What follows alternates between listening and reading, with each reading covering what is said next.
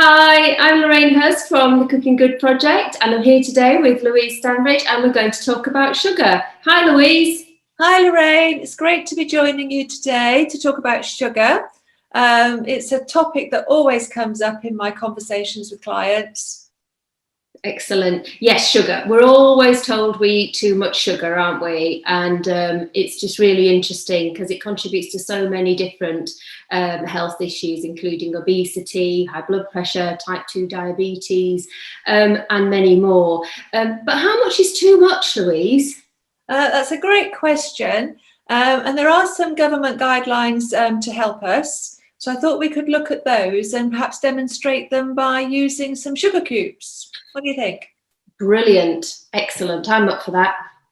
Okay. Well, the guidelines refer to free sugars, in inverted commas.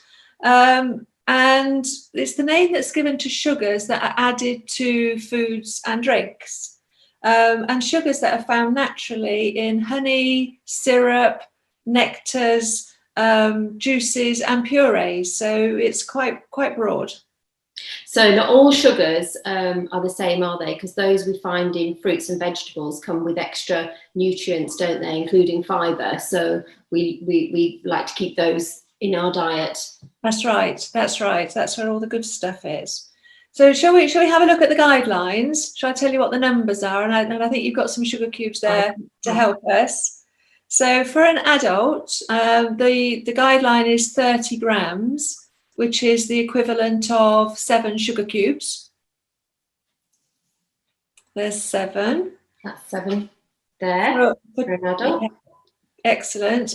For a child aged 7 to 10, it's 6 sugar cubes or 24 grams. There we go.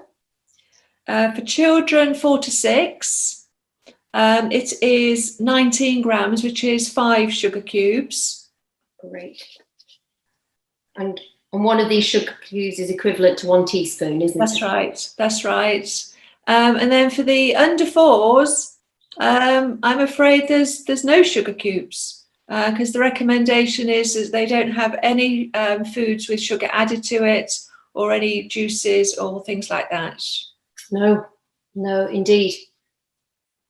So shall we see how much sugar there is added in everyday foods, such as the breakfast items that I can see out the corner of my eye there?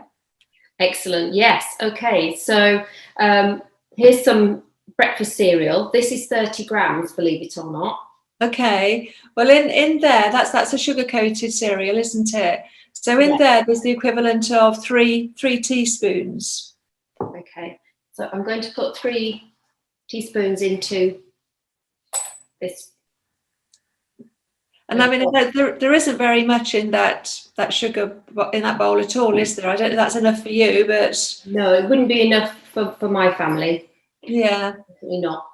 And also, when we think about fruit yogurts, they have a lot of sugar in them. There's about 3.5 teaspoons in a standard sort of 120 gram pot, which is quite a lot. So I don't know if most people have a yogurt, don't they, in the morning? So quite a few do. As we know how healthy yogurt is, but if it's got added sugar, there we go. Yeah.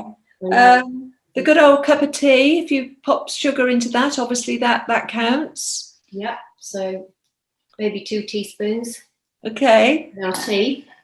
This is just and then orange juice. So if you have 150 ml, is that what you've measured out there?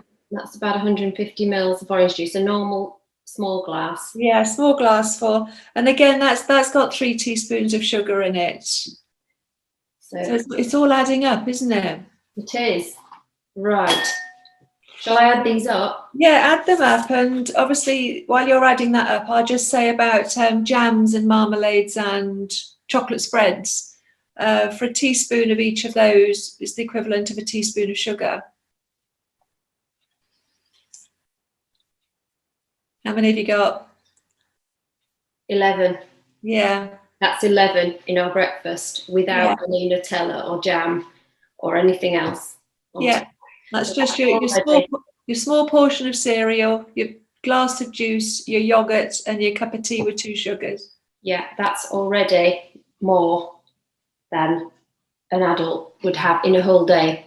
That's right. That's right. And so you've already, as you say, you've maxed out, and that's before we have any snacks.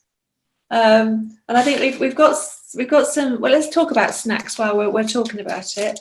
So I've got here a popular chocolate bar, and I'm just sort of thinking, well, there's 2 bars in here, and each one has got 4 teaspoons of sugar in. Sorry. So if we were to have one of those each, plus one of those pre-mixed coffees, you know, the sachets that you can get. I've got some of those here. So okay, excellent. Types of ready prepared. Yeah. So there's generally, I mean, it depends on the recipe, but there's generally 2 to 3 teaspoons of sugar in one of those as well. So if we were to share this, and again have one of those cups of coffee, that's our allowance gone for the day. Yeah. And also I've picked up these cans of pop, just small 250ml tins, and in each of these there's 7 teaspoons of sugar. So again, that's the in each. That's the guideline for the adult in one of those small tins. Wow. So it really doesn't take much, does it, Louise, to exceed the 30 grams or 7 teaspoons of added sugar? No, it doesn't. And I mean, the truth is that sugar is added to so many of our foods. We tend to think of it, yes, in terms of sweets and chocolates and fizzy drinks and cakes and biscuits and all of those things. But it's also added to, I don't know, let's have a look. We got peanut butter, processed meals, baked beans, pasta sauces. I mean, the list really is endless. So you just have to be mindful, really. Excellent. How can we then reduce the amount of free sugar we use? I have 5 tips to share with you today. The first one is about reading the labels, really. Reading the labels on packaged food.